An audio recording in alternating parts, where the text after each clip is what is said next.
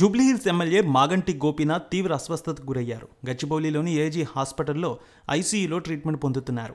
ఆయన ఆరోగ్య పరిస్థితి అత్యంత విషమంగా ఉన్నట్టు తెలుస్తోంది. మాజీ మంత్రి హరీష్ రావు ఏజీ హాస్పిటల్కి వెళ్లి వెంటిలేటర్పై ట్రీట్మెంట్ పొందుతున్న గోపీనాథ్ ఆరోగ్య పరిస్థితిని డాక్టర్లను అడిగి తెలుసుకున్నారు. 48 గంటల పాటు అబ్జర్వేషన్లో ఉంచిన డాక్టర్లు బులెటిన్ విడుదల చేస్తారని చెప్పారు. అభిమానులు, బీఆర్ఎస్ కార్యకర్తలు ఆందోళన చెందవద్దని, గోపీనాథ్ క్షేమంగా బయటకు వస్తారని ఆయన తెలియజేస్తున్నారు. ఇక బోరబండకు చెందిన తన అనుచరుడు సర్దార్ ఆత్మహత్యతో గోపీనాథ్ ఎంతో బాధలో ఉన్నారు.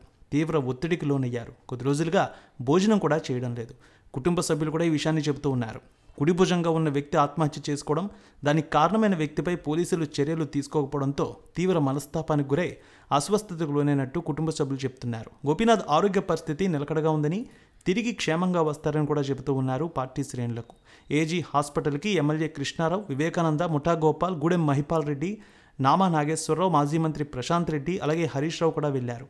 కుటుంబ సభ్యులతో కూడా మాట్లాడారు. డాక్టర్లు అన్ని విషయాలు అడిగి తెలుసుకున్నారు. ఇక విదేశీ పర్యటనలో ఉన్న బీఆర్ఎస్ కార్యనిర్వాహక అధ్యక్షుడు కేటీఆర్ కూడా మాగంటి ఆరోగ్యం గురించి వాకప్ చేశారు. గోపీనాథ్ కుటుంబ సభ్యులతో ఫోన్లో మాట్లాడారు. అలాగే ఏజీ హాస్పిటల్ వైద్య బృందంతో కూడా ఫోన్లో మాట్లాడారు. అత్యుత్తమ వైద్య సేవలు అందిస్తున్నామని, ఆయన ఆరోగ్యం క్రమంగా మెరుగుపడే అవకాశం ఉందని వైద్యులు కేటీఆర్కు చెప్పారు. ఈ ఘటన నేపథ్యంలో అమెరికా పర్యటన కుదించుకుని కేటీఆర్ హైదరాబాద్ బయలుదేరే అవకాశం ఉన్నట్టు తెలుస్తోంది. మాగంటి గోపీనాథ్ గతంలో కిడ్నీ సమస్యలు కూడా ఇబ్బంది పెట్టాయి. ఆ సమస్యను నిర్లక్ష్యం చేయడంతో పెరిగి పెద్దదైంది కూడా. ఫిబ్రవరిలో తీవ్ర అనారోగ్యం ఏర్పడడంతో వెంటనే ఆయన ఏజీ హాస్పిటల్లో చేర్పించారు. ఇక గతంలో బీఆర్ఎస్ చీఫ్ కేసీఆర్ కూడా ఆయన 2 సార్లు పరామర్శించారు హాస్పిటల్లో. మాగంటి గోపీనాథ్ హైదరాబాద్లో మంచి పేరున్న లీడర్. చిన్న వయసులోనే రాజకీయాల్లోకి వచ్చారు. ఎన్టీఆర్ పార్టీ పెట్టినప్పుడు నిండా 30 ఏళ్లు కూడా నిండకముందే టీడీపీలోకి వచ్చారు. హైదరాబాద్లో ఆయన ప్రముఖ నేతగా ఎదిగారు. యువ నాయకుడిగా పార్టీలో కీలక బాధ్యతలు చేశారు. చంద్రబాబు నాయుడుకి అత్యంత సన్నిహితుడిగా గుర్తింపు పొందారు సిటీలో. 2014లో ఆయనకు మొదటిసారి టీడీపీ టికెట్ జూబ్లీహిల్స్ నుంచి వచ్చింది. ఆ ఎన్నికల్లో ఆయన 10,000 ఓట్ల తేడాతో విజయం సాధించారు. తర్వాత జరిగిన రాజకీయ పరిణామాలతో బీఆర్ఎస్లో చేరారు. 2018-23 వరుసగా ఎన్నికల్లో పోటీ చేసి విజయం సాధించారు. గత ఎన్నికల్లో అజారుద్దీన్పై కూడా విజయాన్ని సాధించారు.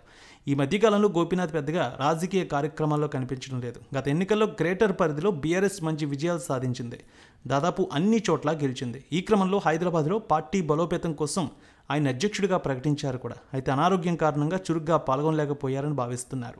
జూబ్లీహిల్స్ నియోజకవర్గంలో అన్ని కాలనీల ప్రజలతో ఆయనకు అనుబంధం ఉంది. అందుకే వరుసగా గెలుస్తూ వస్తున్నారు ఆయన. మాగంటి గోపీనాథ్ ఎవరితో కూడా ఇబ్బందులు లేవు. ఆయన ఎవరితో కూడా పరుషంగా మాట్లాడే వ్యక్తి కాదని కూడా అందరూ అంటూ ఉంటారు.